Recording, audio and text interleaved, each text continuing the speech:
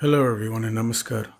The discourse of today is titled Safeguards Against the Defects of Jnana and Karma, and there is no date or place given. Jnana, karma, and bhakti are essential for the attainment of Paramapurusha, the cherished goal of life.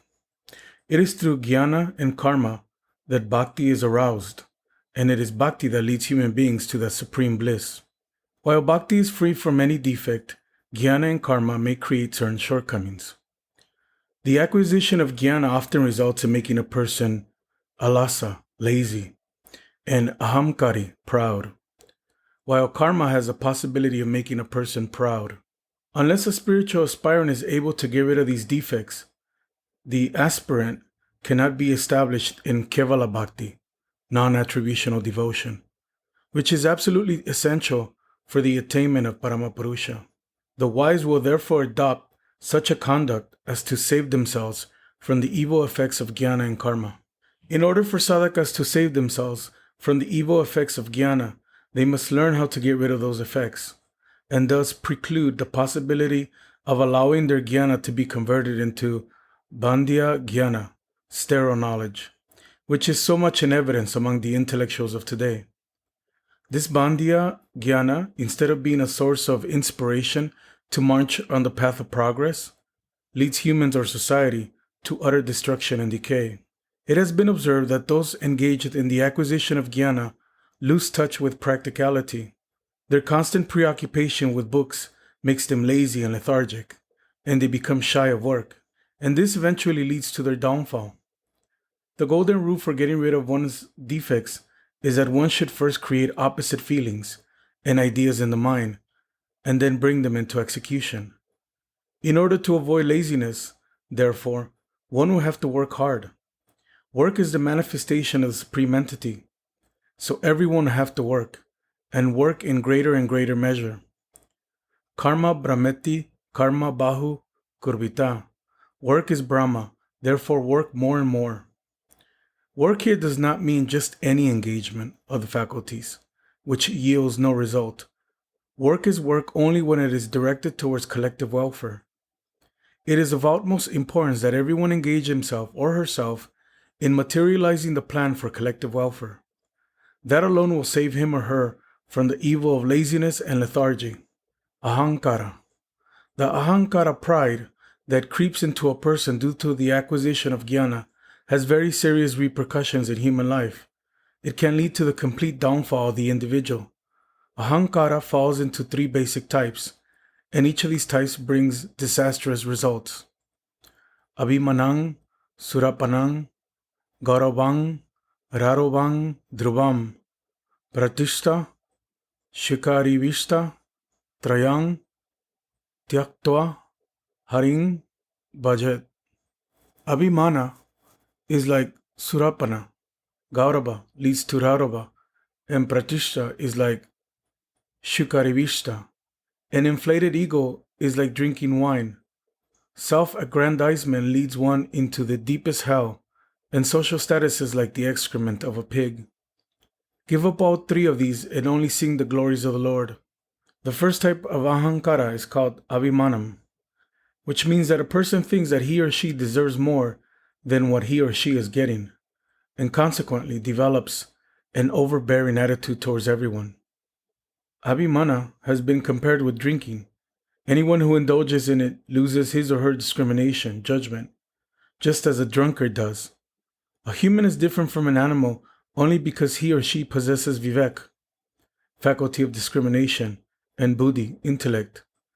And just as a drunkard gradually loses these priceless faculties, and abhimani also becomes bereft of them. Since the loss of the rational faculty goes against cardinal human virtues, drinking is a papa, sin.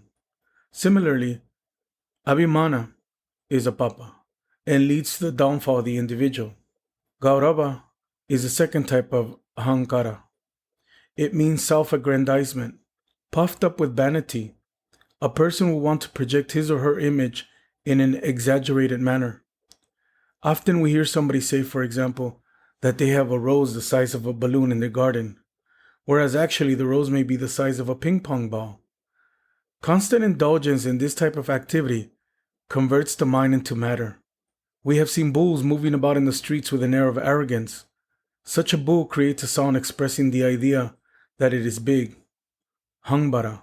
But when the bull dies, and tant, vina string, is made out of his intestines, and musicians start playing on it, the sound which is then emitted expresses the idea of tunbara, meaning thereby that the bull realizes that others are big and realizes that he has arrived at this condition because of his arrogance.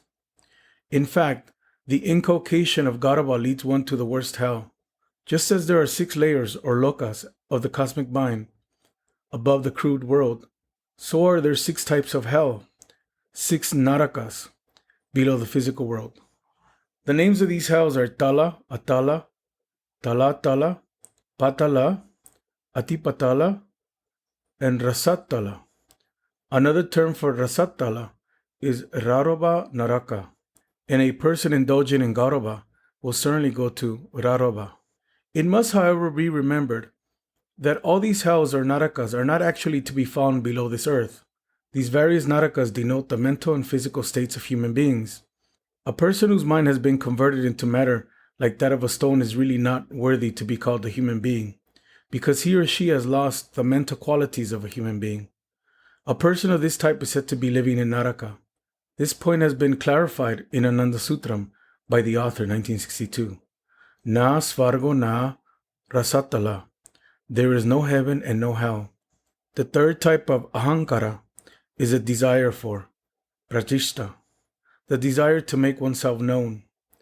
A person influenced by the desire for pratishta expects respect from everyone and hankers after name and fame. This mental state can be easily compared with the mental condition of a beggar.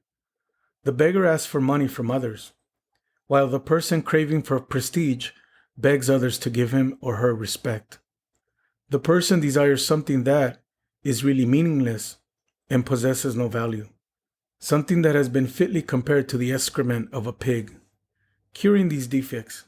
After having analyzed the various types of ahankara and their evil effects, we need to examine the ways and means of getting rid of these defects.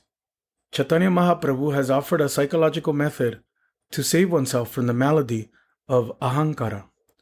Ahankara is really a mental ailment, and a person suffering from this disease requires psychological treatment. The following shloka summarizes the line of treatment suggested by Chaitanya Mahaprabhu. Trinadapi sunichena taroriva sahijnuna amaninang manadeyang kirtaniya sadahare. You must be more humble than the grass and more tolerant than the trees. You must give respect to those whom no one respects and always do kirtana to the Lord. In order to get rid of avimana, one will have to cultivate the habit of being polite and humble. Just as a blade of grass may lie on the ground underfoot, but does not, through its remaining humble, lose its importance, so a person will never become insignificant for being humble. Humility such as that of the blade of grass can alone save a person from abhimana. Forbearance and tolerance like that of a tree, which even while being cut, continues to give its cool shade, are also necessary in order to keep away from avimana. A person who is always engaged in the thought of his or her pratishta must learn how to care about the respect and prestige of others. Such a person must never forget that respect begets respect, and that he or she should always honor those who are not honored by anyone. A constant practice of this type will remove the evil effects of the desire for pratishta. One easy way to do this is that you always do namaskar first and do not create a situation in which you may have to do prati namaskar. And finally, a person who moves about puffed up with vanity and arrogance and is always engaged in gaurava, self-aggrandizement, will be able to improve only by utilizing his or her time in kirtana. If a person keeps himself or herself engaged in kirtana, that person will not have time to criticize and slander anyone in order to project his or her own image by comparison and contrast. So it is a must for such a person to do a lot of kirtana, so that the person does not get time to indulge in the despicable activity of paraninda, slandering.